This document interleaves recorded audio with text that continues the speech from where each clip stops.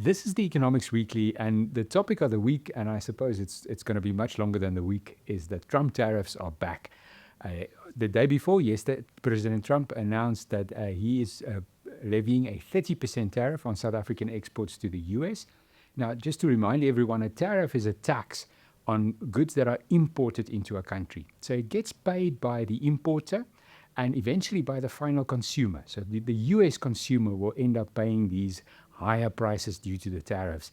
But it has an impact back in South Africa, mainly because for exporters, their exports now become more expensive and less competitive in the US market. We know that when prices go up, the quantity demanded decreases. When things are more expensive, you buy less of it. And in that way, the market for these South African exports in the US are now shrinking. Now, there are different ways to mitigate this. You can, as an exporter, say that you'll absorb some of that price increase. You'll sell your exports at a lower price to make up for the fact that they're still going to be taxed in the US. Maybe the intermediary in the US, whether the retailer or the importer of whatever kind, they'll say that they might absorb some of that price increases and just make less profit. And in the end, give the US consumer a product that's not that much more expensive. And in that way, you can try and maintain your market there. But 30% is a really steep tariff, and I don't think many South African exporters can afford to absorb that price increase. And that leaves us with a really difficult problem.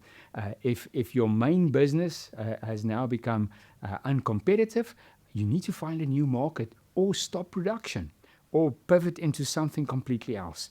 So finding new markets is never easy. And I think there the impact really depends on the kind of product that you're selling.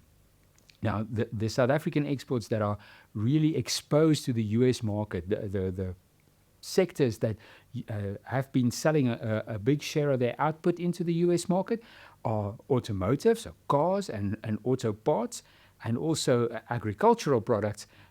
The main products being citrus fruits, some nuts, as well as some wine. They are the big categories. And then there are many smaller categories, but those are the big ones. So in the case of the agri products, it would be possible to pivot to a different market. Consumers anywhere else in the world would also enjoy South African oranges and South African wine. It's time consuming and it's costly to develop a market, but it's possible to find a new market. It's not going to be easy. I don't want to make it sound like it's easy. Well, mainly because the US consumer is relatively rich. They can afford to buy our premium oranges and wines and nuts and fruits. So finding affluent consumers elsewhere that you can sell these products to, that's going to be tricky. And then you need to develop a value chain. You need to find a retailer in that other country that would stock your stuff. You need to make sure that there's cooling, there's transport. You need to advertise there. It's a big investment to develop a market, and it takes a number of years.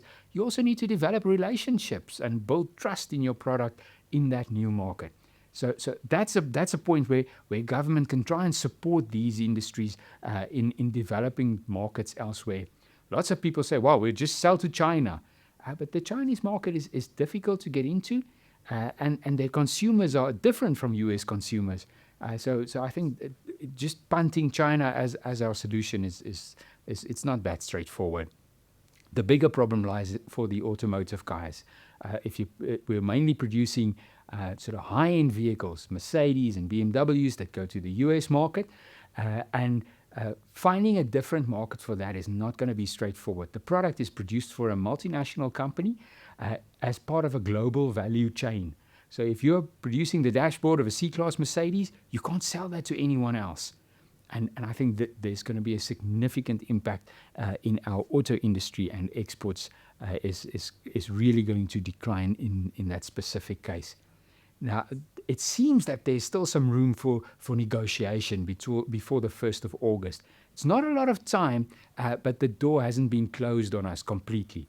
The big question is whether this is really about trade. And my reading of the reports in the media is that frequently our commentators sort of are on a different track when it comes to I think, commenting on the issues, they might say, yes, but this is really unfair.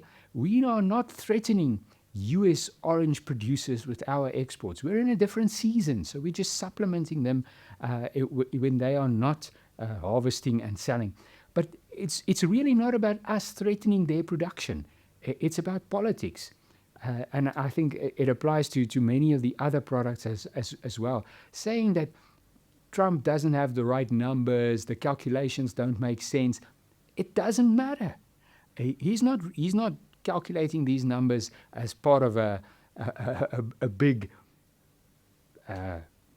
thorough process of setting tariffs via the World Trade Organization. He's using it as a political tool. He's using it to achieve other political ends. And he's already, I think, in his mind, made it clear what the big issues are and what changes he would like to see.